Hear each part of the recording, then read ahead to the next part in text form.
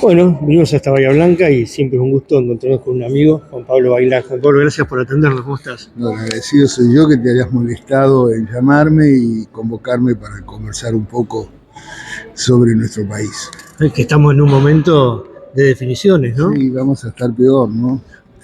Porque por un lado el país está en una situación de incertidumbre, de dificultades, de caos, de crisis, y por el otro lado, en el medio de ese escenario, es que tenemos que elegir el próximo gobierno, tanto nacional, provincial y municipal, que es por un lado una oportunidad, porque la gente va a hacer una fuerte reflexión en estos días, de acá a agosto del 2023, a los efectos de elegir un programa, elegir un conjunto de mujeres y hombres que desafían esta crisis y que pueden cambiarla. Ahora, contame un poco cómo estás viendo este difícil momento. ¿Qué salida hay? Digo, porque vemos, se bajó Cristina, se bajó Macri, se bajó Alberto Fernández, y las opciones, bueno, Juntos por el Cambio tiene como una opción o varias opciones, pero todavía no tenemos muchas definiciones en ese sentido. Bueno, estamos en tiempo de definiciones. Hasta el 24 de junio hay que presentar las listas. Estamos en ese ruido que promueve justamente esa circunstancia. Y no está mal, porque en democracia los ruidos son importantes. Bueno, los radicales se llaman algo de internas. Sí, no solamente por la interna en sí mismo, sino estás en las elecciones, estás en la búsqueda de consensos, estás captando individuos que lideran una comunidad a los efectos de debilitar al otro. Bueno, eso es lo que está pasando. Y está bueno porque en la dictadura te cambiaban los intendentes o te cambiaban los ministros y no te enterabas. Seguro. Así que por lo pronto es una virtud de la democracia. Seguramente lo que más debe apreciar la sociedad es que en el mismo tiempo que hay estos ruidos también hay un silencio profundo pero importante de trabajo para concretar un programa común. Los candidatos van a tener el mismo programa en grandes trazos, ¿no es cierto?, en grandes brochazos, y justamente para promover una salida, porque la Argentina no es Perú, no es Chile, no es Bolivia, es decir, no es Venezuela. Argentina es un país que tiene una potencialidad productiva fenomenal. Lo que pasa es que el populismo ha logrado encepar, es decir, yo les recuerdo a la gente, porque tuve mucho protagonismo en el 2001, en el 2001 por el corralito se movilizó la sociedad, que se vayan todos, etcétera, etcétera. Ahora resulta que vino el populismo, nos encepó hasta la fruta. Digamos, hoy compramos mandarinas de España, y no podemos acceder al dólar, no podemos acceder a las exportaciones, no podemos acceder a las importaciones. Estamos encepados hasta las pelotas, ¿verdad? Y la sociedad está como absorta, ¿verdad? Y entonces lo primero que hay que hacer es tratar de trabajar con mucha delicadeza, pero con mucha firmeza acerca de desencepar la economía, desencepar las instituciones, desencepar, los recursos humanos inteligentes que la Argentina tiene y recuperar muchos que se han ido en este tiempo por falta de futuro.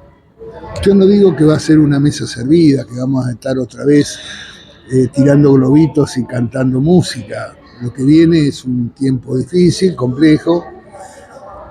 Hay que imprimirle al gobierno una austeridad que nunca ha tenido en los últimos años. Hay que buscar una disciplina en la sociedad que nos permita entender que ahorrar tiene sentido, que no podemos volver a esa fiesta de 15 mil millones de dólares año en turismo extranjero. Yo no digo no ir, lo que digo es que seamos más prudentes, porque esos 15 mil no vuelven, se quedan allá. 55 mil personas fueron al Mundial de Rusia. Digamos, tenemos que también tener un grado de responsabilidad más allá del deseo y la posibilidad de tener ese viaje, en orden a que otras comunidades que tienen problemas, pero distintos a los nuestros, Francia, mandó 5 millones de personas, ¿entendés? O sea, ¿cómo puede ser que están más cerca? A Rusia la tienen ahí nomás, está casi en Europa, y los franceses van 5 millones y los argentinos 55 millones. Con crisis, ¿no? Los argentinos en fiesta. Sí, sí. Entonces ya lo hicimos en el 2 en 1, ¿te acuerdas? Cuando DM2. La Argentina tiene que recuperar también un grado de racionalidad de su gasto. El Estado tiene que hacerse un cambio sustancial. Hay que convertir este Estado paquidérmico, este Estado corrupto, este Estado burocrático, etcétera, en un Estado inteligente, que no se trata de más chico o más grande, lo que se trata es de hacerlo activo, que le brinde buenos servicios de educación, de salud, de seguridad, etcétera, a la sociedad. Nosotros tenemos una cultura muy importante. Ahí anda un rugidor como Milei gritando de que se termina la escuela gratuita. Eso es más desigualdad y más ignorancia. Es decir, la escuela gratuita es un capital que tiene la sociedad argentina que permitió que por los 80, por los 60, por los 50 fuéramos una de las sociedades más importantes de América Latina, ¿no es cierto? ¿Cuántas veces nos hemos dicho no nos parecemos a Bolivia, no nos parecemos a eso, y hoy tenemos una ignorancia supina en el marco de la sociedad, 50% de pobreza? Es inmoral que eso ocurra, sobre todo con todo lo que se ha robado acá. Porque se ha robado muy grande y lo que nos está faltando es lo que se robaron. En consecuencia, Argentina puede salir, debe salir, y debemos consensuar la sociedad y la política para salir. El 2001 no sirvió como salida de la crisis porque fue inducido el 2001, es decir, se empujó a un gobierno a salir para imponer un modelo que es el que nos trajo estos días, y a estas furias, y a estos hartazgos, y a estos males. Un poquito de inflación, un poquito de devaluación, especificación asimétrica, y así se beneficiaron algunos y se perjudicaron los depositantes. De la Rúa murió no sabiendo cuál fue el final de estas circunstancias. Lamento. Porque si estuviera él podría estar explicando que lo que está discutiendo ahora la sociedad, lo que está discutiendo la política ahora, que es menos gasto público, él lo propuso. ¿Entendés? Entonces, un solo ejemplo, 13% de los empleados públicos en el sueldo significaba sobre salarios que estaban por arriba de los $5.000, $4.000, $3.000. No sé si estos tipos en 4 años casi nos han bajado el salario el 400%, no el 13%. Entonces, digamos, hay que reflexionar un poquito acerca de cómo nos movemos en una Argentina que está inserta en un mundo que está con volatilidad, que está con incertidumbre, un mundo que está en caos, un mundo que está en ambigüedad, un mundo que un loco como el señor Putin decide invadir un país soberano como Croacia, ¿no? Gloria a Croacia. Uh-huh. Y la verdad es que en ese mundo de incertidumbre, reitero, de caos y demás, Argentina está, y encima sin conducción, con un presidente con pocas habilidades. Vaciado de poder. Sí, además con pocas habilidades y conocimiento. Es un presidente mocho, como yo digo. O sea, que sirve para que lo manden a hacer, pero no sabe decir qué hay que hacer. ¿Y dónde te va a encontrar este tiempo a vos? No, mira, mis análisis desde el 2003, que fue mi último cargo, nunca estuvieron vinculados a dónde me vas a encontrar, sino que estuvieron en colaborar para que la sociedad piense y para abrir un debate con la política que también pensemos. Porque no se trata solamente de los de Juntos por el Cambio. Acá tenemos que pensar todo. Cuando la ideología está por sobre las necesidades, no hay política. Porque la política es el arte de lo posible y lo necesario. Entonces, a veces la ideología conspira con lo posible. ¿Está claro? Porque yo quiero hacer pobrismo, como dice Pichetto, ¿no? Sí. quiero hacer pobrismo, como está haciendo este gobierno. Bueno, ¿es bueno o es malo? Y ahí ingresa un concepto que aprendí de Max Weber, la ética de las ideas y la ética de las responsabilidades. Yo puedo tener una convicción, pero cuando voy a aplicarla y sé que voy a dañar la sociedad, ahí entra la ética de las responsabilidades. Cuando hay desequilibrio entre la ética de las ideas y la ética de las responsabilidades, estamos como estamos hoy, en este combo de mediocridad, en este combo de injusticia, de inmoralidad, en este combo de pobreza, en este combo de tristeza, de mis hijos. Yo tengo 2 hijas que se han ido a España, una hace 16 años y la otra se fue hace poquito. Su marido era ingeniero en software, cobraba en dólares. Cuando cobraba su salario de los Estados Unidos, porque la empresa está en Estados Unidos, le cobraba el 40, 45%, 50% de su salario, ¿no es cierto?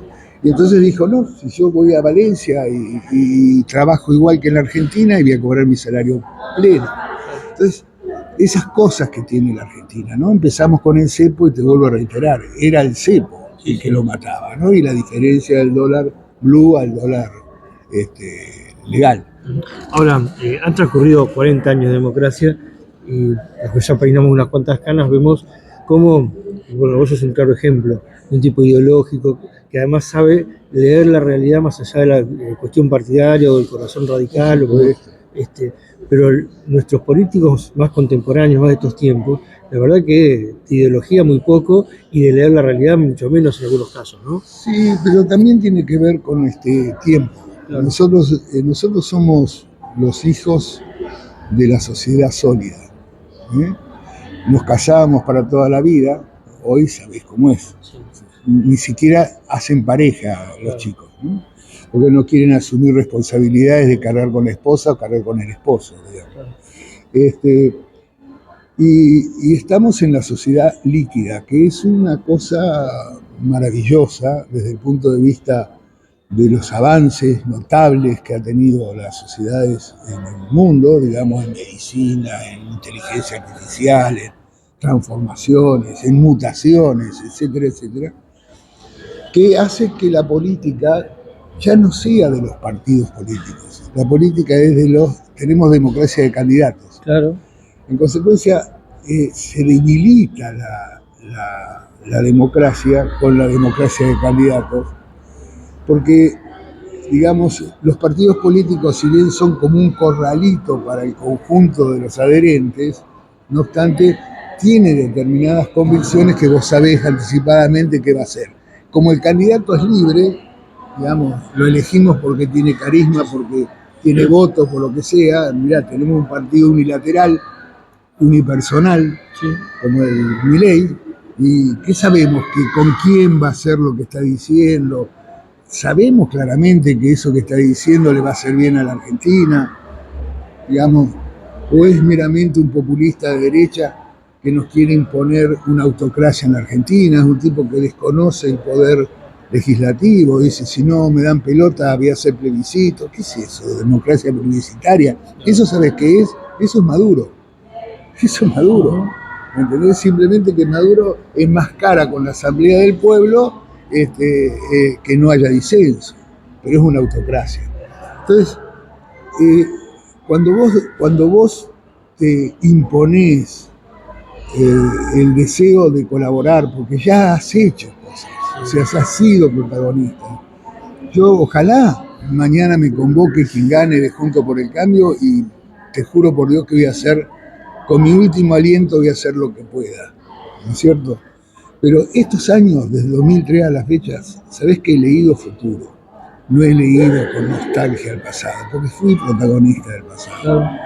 Entonces, cuando empecé a leer futuro, cuando empecé a leer a Harari, este coreano de apellido, pero alemán, que es un filósofo que te recomiendo, Infocracia, me di cuenta, y otros, Bauman, etcétera, otros autores, me di cuenta de que cómo se ha modificado la sociedad mundial. Sí, sí. Y cómo ese poder de disciplinamiento que tienen los modelos ideológicos y sociales generan un tipo de sociedad.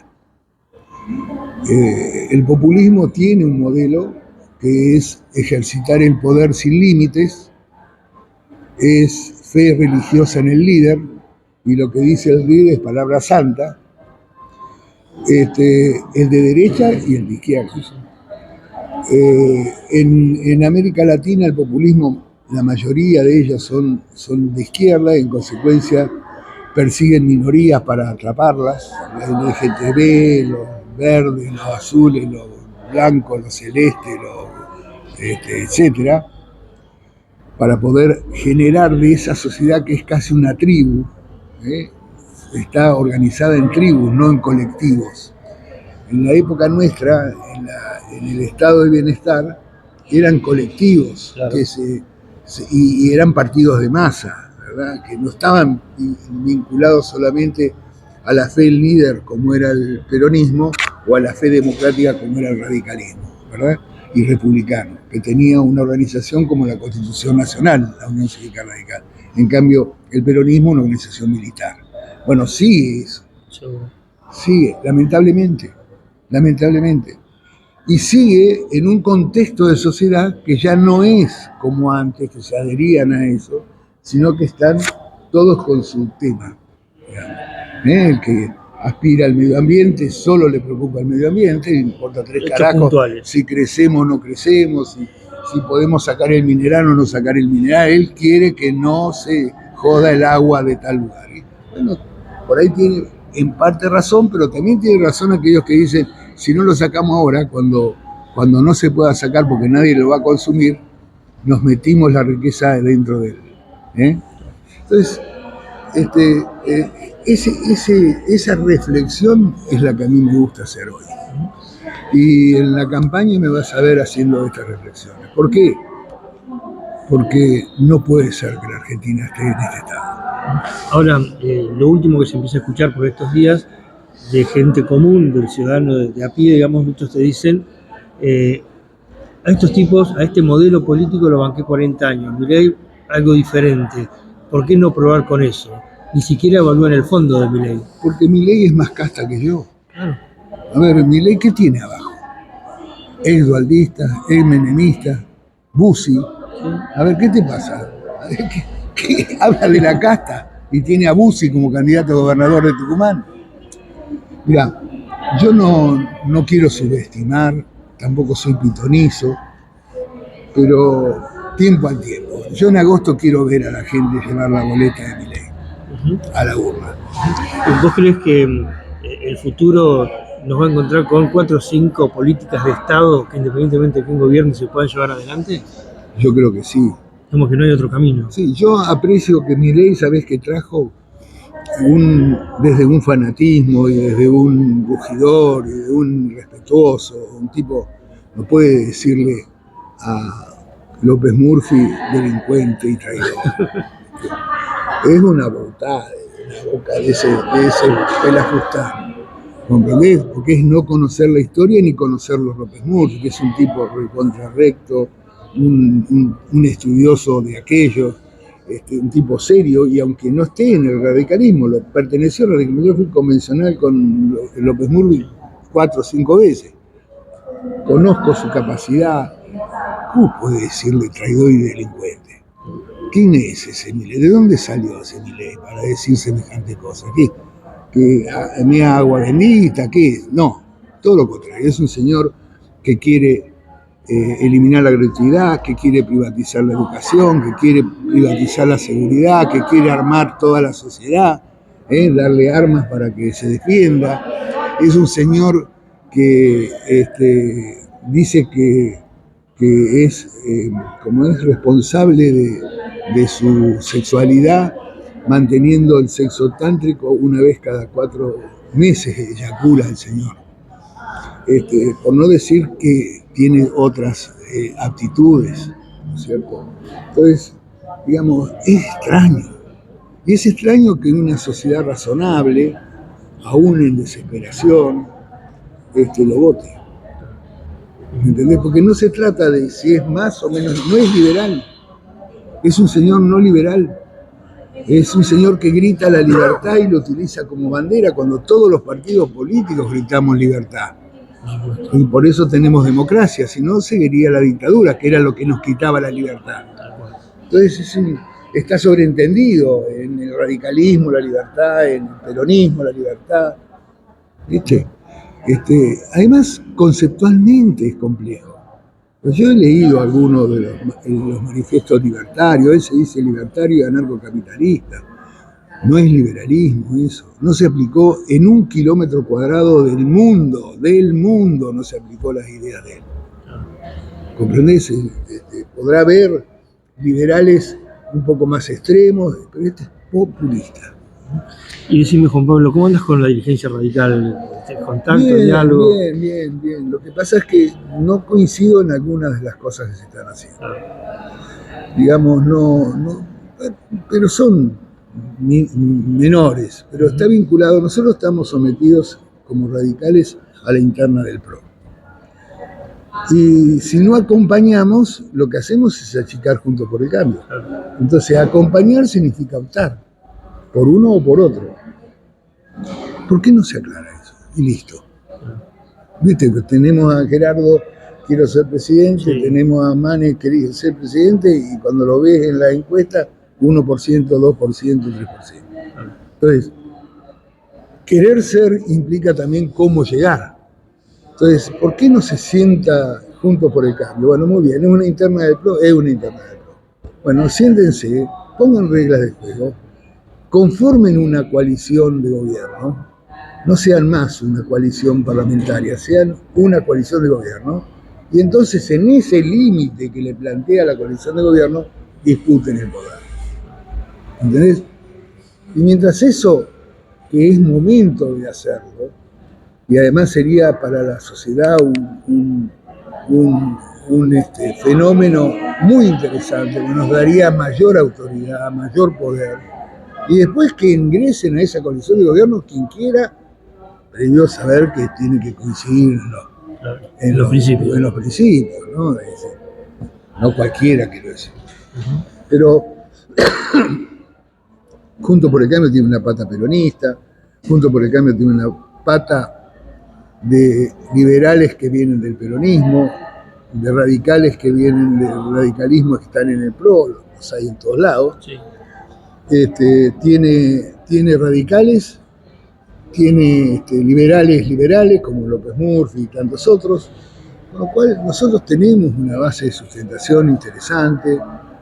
Están inflándolo a Milei para que haya un tercio, porque el kirchnerismo, si sale tercero, ¿a quién va a votar? No va a votar Juntos por el Cambio. En consecuencia, son gobierno con Milei.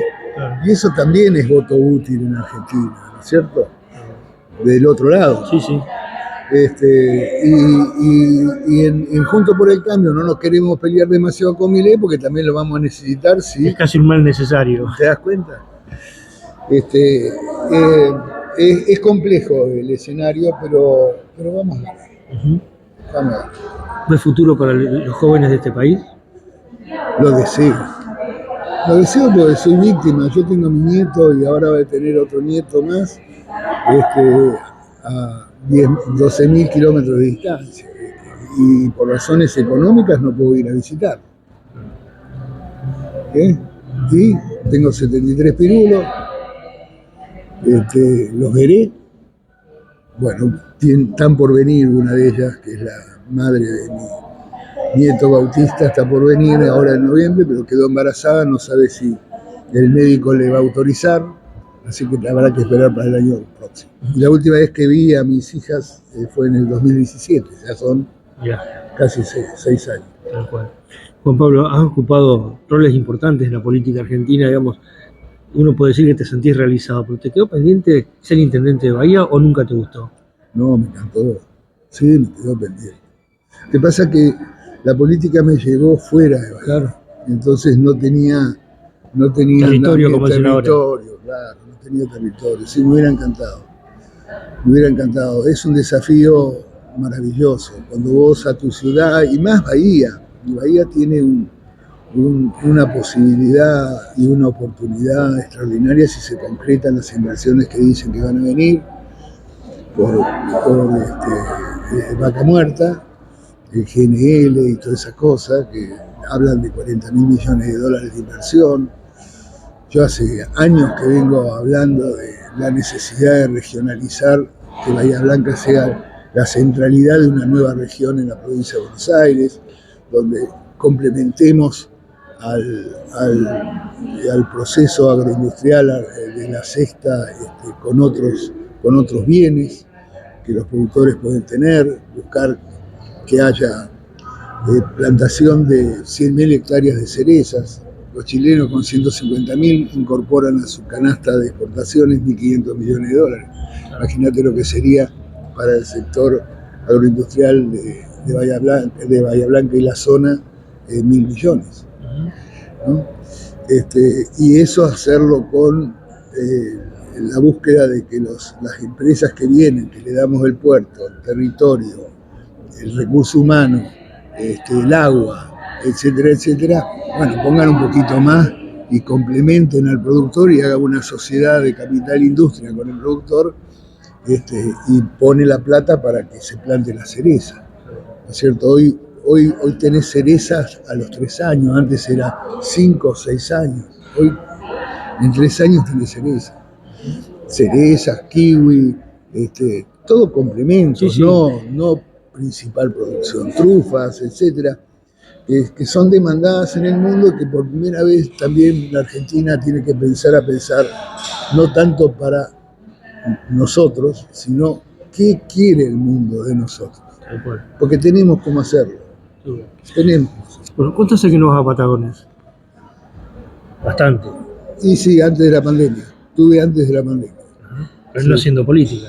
No. Fui con un amigo que me llevó, fuimos a comer un churrasco a un pueblo ahí cerquita. Ajá. Sí. ¿De San Patagones? En San Blas. Ajá. ¿Y sí. con quién fuiste ahí? No, con un ciampichillo, no sé si conoces. Sí. Y ahí me encontré con algunos radicales de la vieja. Seguro, el Turco Sark y toda esa banda. Se habrá sabido de batallas en Patagones vos también, ¿eh? Ni hablar. En los Patagones, Patagones, batallas y consensos. Claro. Yo tenía una relación exquisita con el Turco Levi. Seguro. Cuando él era ministro de Asuntos Agrarios y yo era diputado de la Nación, teníamos reuniones para promover el corredor del sudoeste. Claro. Con Carlizo Fierro, que vos lo conocés, sí. Trabajamos mucho en el tema precisamente de Patagones y Villarino. Claro. Anduvimos en la batalla de esto de Patagones-Patagonia, y Villarino quería integrarse y toda esa historia. Sí, pero no tengo nostalgia, ¿ves? Porque creo que ahí vimos todo lo que podíamos. ¿Sí? Algunas cosas las logramos y otras no. Pero ahora hay un desafío con Bahía fantástico. Así que me hubiera encantado, pero no se dio. Pero bueno, como siempre, un gusto verte, charlar con vos. Siempre dejamos algo para que la gente pueda pensar y eso es lo que vale. Por eso siempre reivindicamos la presencia de aquellos políticos que han marcado el camino para muchos de nosotros.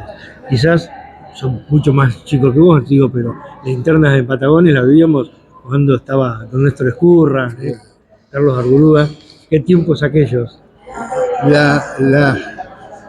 Hoy no se puede decir, pero la gordita Escurra era una pícara. Terrible. En buen sentido, en política, sí, me refiero. Tal cual. Extraordinaria, sí. Había uno que tenía un taller ahí en Strueder, que fue concejal, no me puedo acordar el apellido ahora. Bueno, sí. He roto autos ahí. Sí, me imagino que sí. En la ruta esa maldita que va hasta Vierma, he roto autos. Y me lo curó este amigo de Strueder, que no me puedo acordar, un viejo radical, todo con gomina, extraordinario, sí. Sí, tengo en ese aspecto, digamos, uno ha arado esta sección electoral, parajes, pueblos, ciudades, todos. Vos hablas del Turco Levi y su gesto político. Recordarás que por aquel entonces fue prácticamente él junto a Marino los dos peronistas que bancaron a Argurúa cuando lo suspendieron. Claro. Sí, hombre, porque había diálogo. Claro. Porque te sentabas a dialogar dejando de lado las ideologías y construyendo consensos para su pueblo. Seguro. Eso se terminó, a mi entender, por dos razones. Primero, por esto de la sociedad líquida. Segundo, por la democracia de candidatos. Y tercero, porque lamentablemente la política se convirtió en una salida laboral, no en una vamos por la patria. Y esa circunstancia ha enrarecido el clima porque la ambición ya no es hacer, sino cobrar. Juan Pablo, gracias como siempre. Te quiero mucho.